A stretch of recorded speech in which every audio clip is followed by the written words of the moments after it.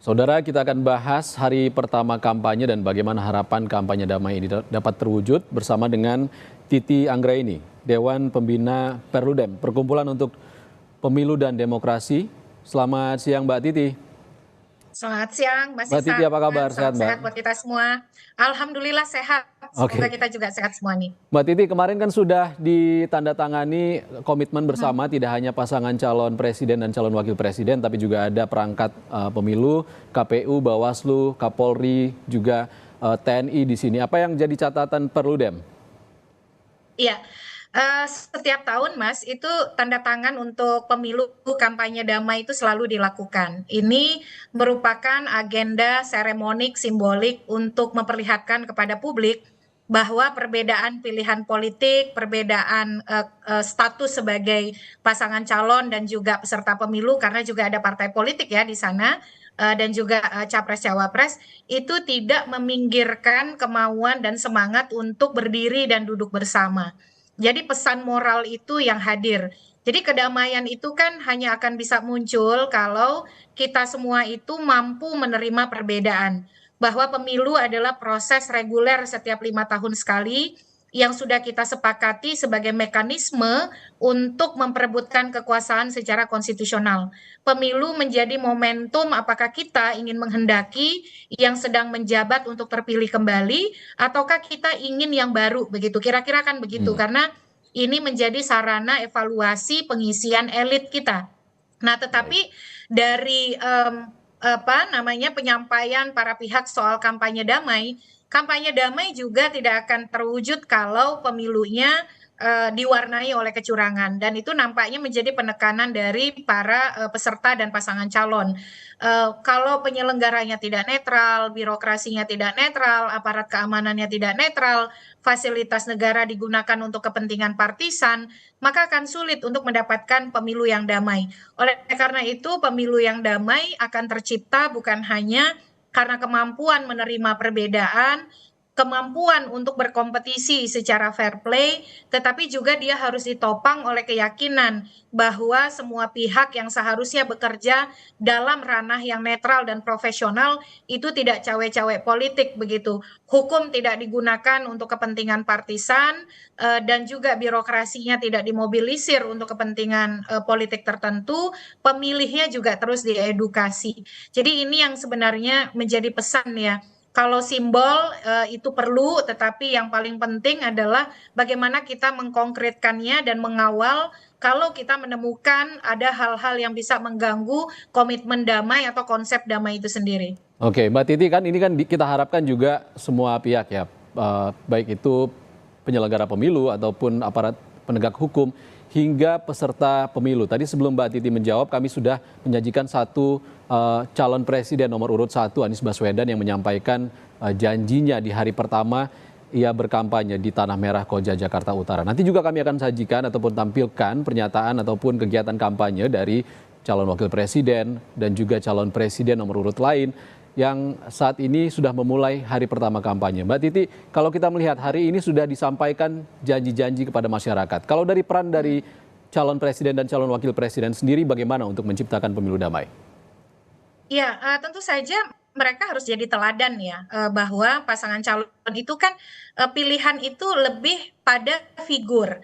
Nah, militansi itu muncul bahkan oleh para pendukung yang sejatinya Mas Ihsan tidak kenal dengan siapa, Hmm, calonnya, dalam artian secara personal. Jadi jembatan mereka untuk mengetahui calon itu ya melalui pernyataan publik, tampilan unjuk publik mereka, dan juga, pesan-pesan yang disampaikan melalui media, baik media mainstream ataupun media sosial begitu ya.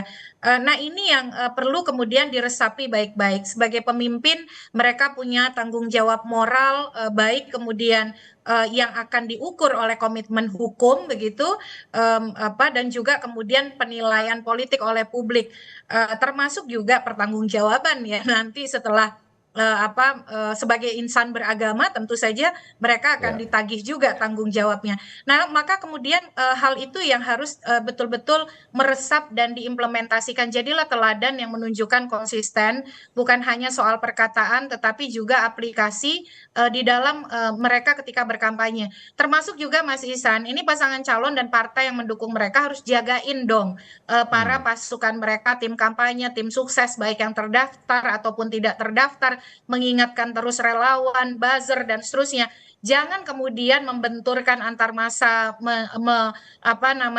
menyebarkan informasi bohong atau kemudian mempropaganda untuk saling membenturkan satu sama lain. Jadi tidak cukup hanya pada komitmen, tapi juga merealisasikan dengan menjaga orang-orang yang jadi bagian dari tim dan kelompok pemenangan mereka untuk konsisten. Nah, kalau kita lihat kan tadi ya pernyataan-pernyataan dan janji-janji kampanye itu dimulai dengan memilih kelompok politiknya yang menjadi basis politik mereka atau konstituen mereka.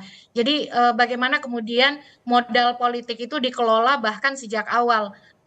Tadi kalau kita lihat Pak Anies di Tanah Merah dan seterusnya. Tetapi saya kira ada pesan bagus yang disebutkan ya, tadi disampaikan bahwa demokrasi itu memang soal perbedaan. Jadi the beauty of democracy atau indahnya demokrasi, mayoritas memang memutuskan karena kita memilih pemimpin yang didukung oleh paling banyak warga. Tetapi minoritas tidak ditinggalkan, gitu. Itu kan Oke. pesan demokrasi yang sangat baik. Kita harus menang pemilu, tapi ketika menang pemilu yang tidak memilih atau tidak jadi bagian dari gerbong atau kelompok politik itu juga bukan berarti dikeluarkan dari proses pemerintahan. Jadi tidak menegasikan orang-orang yang berbeda pilihan politik dan Oke. itu ya harus terus disuarakan ya supaya masyarakat juga makin meresapi dan memahami. Oke, yang namanya politisi pasti akan mengerahkan strategi terbaik untuk memenangkan kontestasi ya Mbak Titi. Kita masih bersama dengan anggota Dewan Pembina Perludem, Titi Anggraini. Mbak Titi masih bersama kami? Ya, Oke, Mbak Titi, masih. tadi kalau kita membahas pasangan nomor urut 1 Anies Muhaimin, saatnya kita membahas calon presiden nomor urut 2 Prabowo dan juga Gibran. Mbak Titi, kalau hari ini yang dilakukan Prabowo belum tampak ke depan umum. Gibran juga masih berkegiatan sebagai wali kota. Kalau Anda melihatnya strateginya seperti apa? Ya, ini harus kita ingat dulu ya bahwa Pak Prabowo itu adalah pejabat negara yang sekarang sedang menjadi Menteri Pertahanan. Dan Mas Gibran itu adalah wali kota Surakarta atau Solo yang terikat dengan Undang-Undang Pemilu pasal 281 yang menyebutkan kalau mereka berkampanye maka harus mendapatkan izin dari presiden dan juga cuti di luar tanggungan. Dan ini kalau menteri itu memang karena ada putusan MK ya, putusan 68 2022 dan ada PP nomor 53 tahun 2023, peraturan pemerintah 53 2023. Kepala daerah dan menteri memang tidak harus mundur kalau maju di pemilu, baik untuk pemilu legislatif ataupun pemilu presiden. Memang di pengalaman kita 2019, Sandi ketika mendampingi Prabowo itu mengundurkan diri dari jabatan wakil gubernur. Tapi itu voluntary, sifatnya sukarela. Undang-undang tidak melarang seorang kepala daerah maju dan tidak mengundurkan diri. Tapi syaratnya itu ya harus cuti. Cuti di luar tanggungan negara dan itu harus dengan persetujuan dari presiden. Nah, Pak Prabowo pun demikian gitu. Putusan MK menyatakan menteri tidak harus mundur. Kalau 2019 menteri harus mundur kalau dia maju di Pilpres. Nah, ketentuan cuti itu diatur di pasal 36 salah satunya PP 53 2023 bahwa menteri ataupun kepala daerah yang maju sebagai calon begitu ya atau menjadi tim kampanye untuk pemenangan itu harus mengajukan cuti dan mendapatkan izin cuti dan melaksanakan cuti 1 hari kerja dalam 1 minggu selama masa kampanye. Jadi ada ketentuannya Mas Ihsan, tidak kemudian leluasa gitu ya dalam 7 hari itu kan berarti 5 hari kerja, 1 minggu libur. Karena Sabtu Minggu tidak harus mendapatkan izin cuti karena itu dianggap waktu yang tidak terikat pekerjaan. Nah, dengan demikian kalau dia hanya boleh 1 hari kerja untuk ambil cuti dalam 1 minggu, keleluasaan itu kan tidak sepenuhnya dimiliki oleh baik Pak Prabowo ataupun Mas Gibran. karena dia hanya berarti punya 1 hari dalam 1 minggu. Justru kalau dia warawiri kemana-mana seluruh Indonesia dalam 1 minggu itu kita patut bertanya, itu sudah ada izin cutinya atau belum? Termasuk juga dalam hal ini Pak Mahfud, karena kan kita punya 3 calon yang terikat dengan ketentuan cuti karena dia adalah pejabat negara yang masuk kategori di dalam PP nomor 53 tahun 2023. Publik juga perlu dibangun nih awareness-nya nih, karena kita kan nggak tahu ya dokumen cutinya itu karena kita tidak dapat mengakses. Yang dokumen cuti itu harus disetorkan kepada KPU dan tembusannya diberikan kepada Bawaslu termasuk juga kepada kepolisian. Nah, ini apa namanya yang juga masyarakat itu perlu cermati. Kalau kemudian seorang pejabat negara yang misalnya warawiri gitu ya, lebih banyak di lapangan dan kemudian melakukan aktivitas kampanye, nah apakah dia mematuhi ketentuan tersebut atau tidak? Besar kemungkinan maka itu melanggar. Nah, yang kedua saya kira kalau tadi jawaban dari Mas Gibran tuh kan ingin fokus ke semifinal Piala Dunia ya. Nah, ketika ditanya agendanya dan lain sebagainya, jawabannya adalah rahasia. Padahal tentu sebagai publik masyarakat ada keingintahuan yang besar untuk tahu pergerakan dari pasangan calon, apa yang kemudian akan mereka lakukan selama masa kampanye, karena memang ya itu soal transparansi ya. Di mana-mana ya masa kampanye itu masyarakat harus tahu begitu. Nah, ini apakah ingin memberikan kejutan atau apa saya tidak tahu, tetapi kalau saya sebagai pemilih saya ingin tahu begitu apa agendanya dan lain sebagainya. Kalau kemudian sering jawabannya rahasia, rahasia, rahasia gitu ya, dan ya tunggu saja gitu. Nah, ini mungkin akan menjadi tantangan yang menarik gitu bagi publik, Oke. tetapi itu juga kurang baik ya. Sebaiknya terbuka soal agenda kampanye dan seterusnya. Tadi juga soal Palestina, saya kira itu bagian dari walaupun yang dapat bantuannya itu adalah Palestina, tetapi masyarakat kita, terutama pemilih Islam, itu punya perhatian terhadap Palestina yang sangat besar. Dan itu Oke. menjadi juga salah satu bagian dari menarik pendukung dari kelompok pemilih Islam, saya kira ya. Oke, Mbak Titi masih bersama kami, Mbak. Ya, Mas Isan. Mbak, banyak simbol-simbol yang ditunjukkan ini kalau pasangan nomor urut 3, Ganjar Pranowo dan juga Mahfud ada di dua sudut berbeda dari Indonesia. Ada satu di Sabang, satu di Merauke. Apa yang coba digambarkan oleh mereka? Ya, ini kan segmentasi yang sangat spesifik ya. Mas Ganjar hadir di Papua yang memang kalau kita lihat dari sisi basis PDIP cukup kuat di sana. Dan kemudian Pak Mahfud di Aceh yang dimana pemilih Islamnya ya sangat besar dan politik Islamnya sangat kuat kira-kira begitu. Tetapi simbolnya adalah dua provinsi ini adalah mengapit Indonesia dari Sabang sampai Merauke dan sama-sama provinsi istimewa untuk kita di Indonesia ya. Aceh punya partai politik lokal, lalu kemudian Papua punya orang asli Papua yang diberikan afirmasi di dalam beberapa jabatan politik. Tapi jangan lupa juga dua provinsi ini masih menyimpan persoalan yang cukup menjadi pekerjaan rumah, terutama kalau bicara soal komitmen politik. Dan simbol ini nampaknya ingin ditawarkan ya, bisa dimaknai juga sebagai simbol persatuan bahwa dua orang ini, pasangan calon ini mewakili keindonesiaan dan juga dua kelompok besar. Yang pertama di Aceh gitu ya, dengan kelompok Islam yang sangat dominan, politik Islam yang dominan, dan Papua tentu saja sebagai provinsi yang mayoritas dianut oleh umat Kristiani. Jadi keberagaman itu dan komitmen kepada persoalan-persoalan kebangsaan yang diwakili oleh dua provinsi ini, saya kira itu yang ingin ditampilkan oleh pasangan calon Ganjar Mahfud ini. Nah, ini juga yang menarik tadi soal bagaimana menyebut peran Aceh di dalam panggung sejarah Indonesia.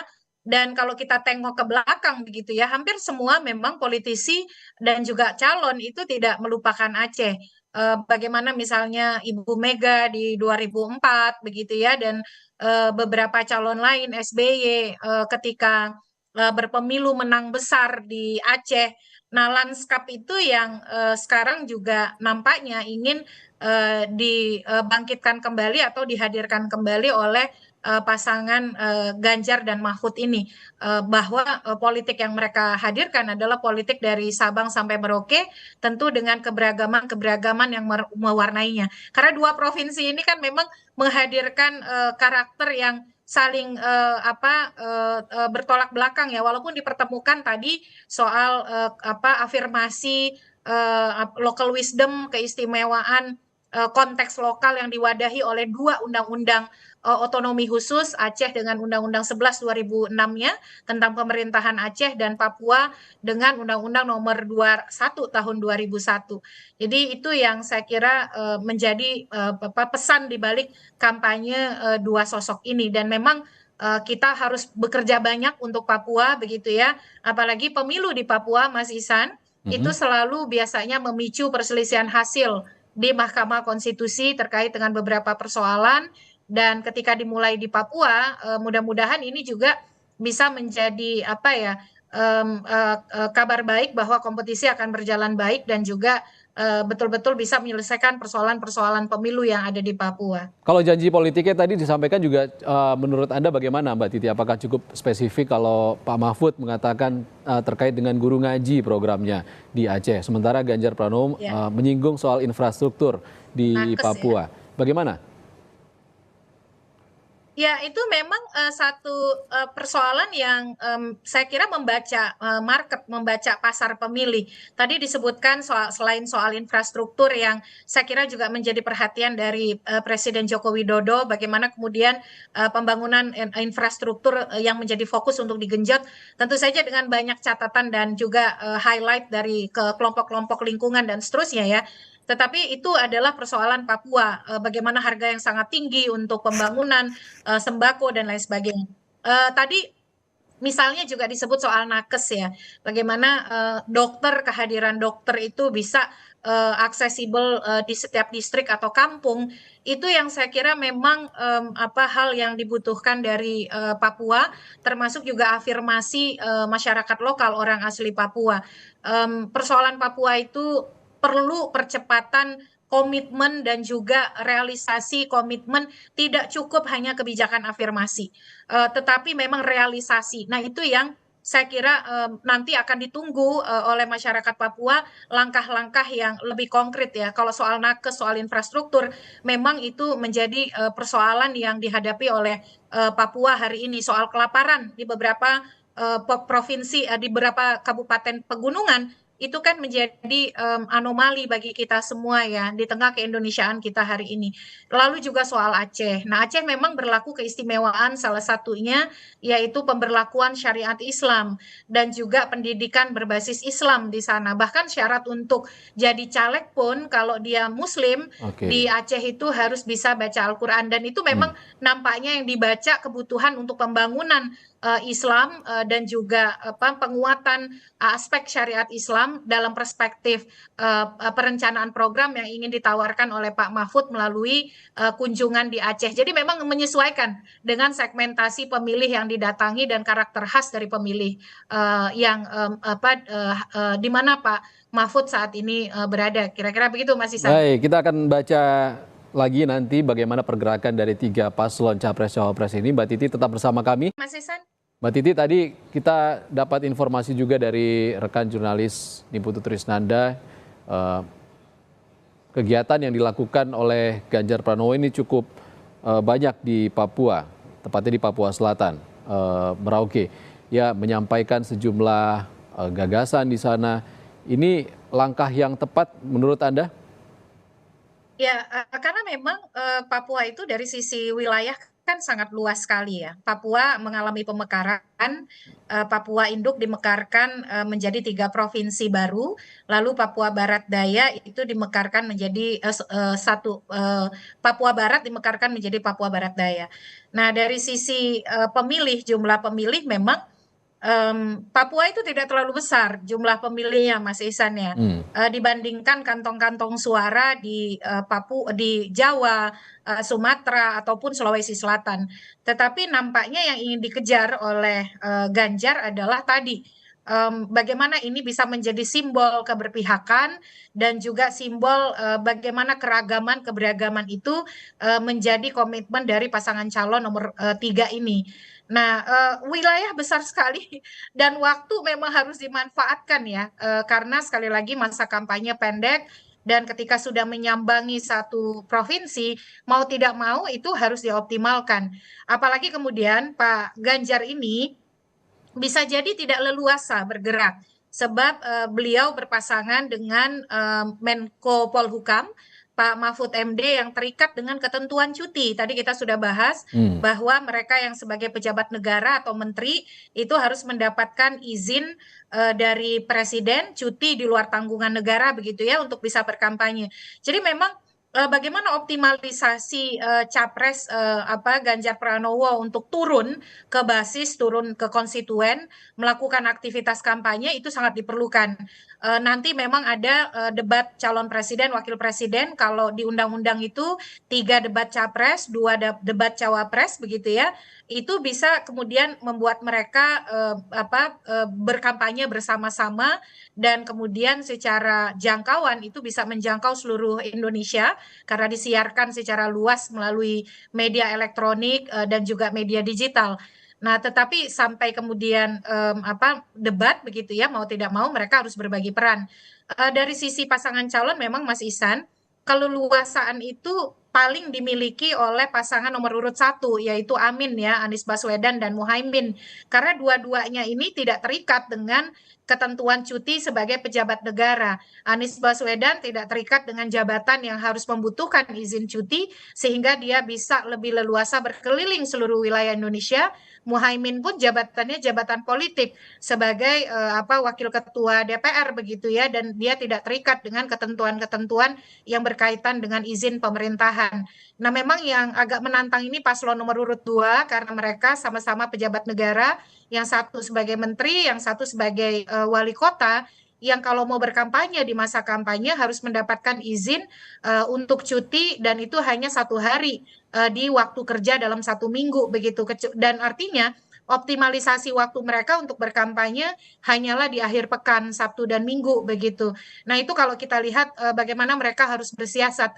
Bedanya memang paslon nomor urut 2 ini kan koalisi besar begitu, koalisi gajah yang didukung oleh banyak sekali partai politik dan itu kita lihat bagaimana penyebaran tim kampanye yang mewakili dan tim kampanye juga sangat besar begitu ya, itu menyebar untuk kemudian selain berkampanye untuk partai masing-masing, itu juga mengkampanyekan capres cawapres mereka. Jadi ini perbedaan di antara 3 pasangan calon menyangkut fleksibilitas mereka di dalam dalam bergerak dan menjangkau basis pemilih di lapangan. Kalau terkait cuti yang juga sempat jadi polemik Mbak Titi, karena di PP-nya itu ada setelah jelang kampanye dimulai, PP nomor 53 tahun 2023. Ada polemik yang timbul juga di sana. Katanya menteri yang tidak perlu mundur ini ditakutkan, dikhawatirkan juga akan menggunakan kekuasaannya sebagai menteri tadi untuk kebutuhan kampanyenya. Bagaimana Anda melihatnya? Iya, tadi kita sudah bahas ya. PP nomor 53 2023 ini perubahan dari PP nomor 32 2018. Awalnya menteri itu harus mundur, tapi kemudian ada putusan MK nomor 68 tahun 2022 yang menyatakan menteri yang maju Pilpres tidak harus mundur karena itu jabatan politik, tapi dia wajib mendapatkan izin dari presiden dan melakukan kampanye dengan cuti di luar tanggungan negara. Nah, tentu saja ketika pasal 36 PP 53 2023 ini hanya mengatur 1 hari kerja selama 1 minggu ya untuk bisa ambil cuti, itu kan membatasi begitu. Jadi soal ketentuan cuti dan tidak harus mundur itu saya kira itu bukan pilihan dari PP, tapi itu pilihan dari putusan MK. Kuncinya memang ada di presiden. Kalau presiden tidak kasih izin ya tidak bisa begitu ya, dia maju. Tapi kan faktanya dua menteri Jokowi ini, baik Menhan ataupun Menko Polhukam, itu sama-sama dikasih izin untuk maju di Pilpres. Dan berikutnya kalau mereka mau berkampanye ya harus dapat izin juga cuti di luar tanggungan negara yang prosedurnya diatur di dalam PP 53 tadi. Nah, masa kampanye pendek 75 hari walaupun elektabilitas misalnya tinggi, tetapi untuk menjangkau pemilih tentu kemudian sangat menantang. Kecenderungannya kalau mereka menjadi pejabat negara yang memimpin kementerian, ada anggaran, ada birokrasi, ada program di sana, secara serta-merta, secara alamiah, maka ruang penyimpangan atau kemudian ruang pelanggaran menjadi terbuka. Terutama misalnya ketika ada expose publik, ya bisa secara sengaja, bisa juga tergelincir begitu ya, audiens yang mengarahkan kepada dukungan politik elektoral atau sebaliknya calon yang tidak mampu menahan diri. Ini kita bicara potensi begitu. Apalagi kemudian misalnya ketika menjalankan program. Nah, ini akan menjadi sulit kita memisahkan mana dia menjalankan program pemerintahan atau mana dia sebagai pasangan calon. Karena ruang itu bisa dicampur adukan baik sengaja ataupun secara tidak sengaja, baik oleh si calon ataupun oleh si partisipan yang menghadiri suatu kegiatan. Contohnya nih ya, kalau kunjungan kerja. Kunjungan kerja ke daerah, agendanya memang program pemerintahan dari misalnya jam kerja begitu ya. Tetapi malamnya konsolidasi politik, nah itu kan bukan lagi agenda kunjungan kerja pemerintahan, tetapi sudah merupakan aktivitas politik elektoral. Sementara pergi ke daerahnya pakai fasilitasi negara, menginap di tempat yang dibayari oleh negara, lalu kemudian berjumpa dengan misalnya mitra-mitra dia sebagai pejabat pemerintah atau pejabat negara. Nah, hal-hal seperti itu Bawaslu mestinya bijaksana, responsif, dan juga mampu mengawasi dan menempatkannya secara proporsional.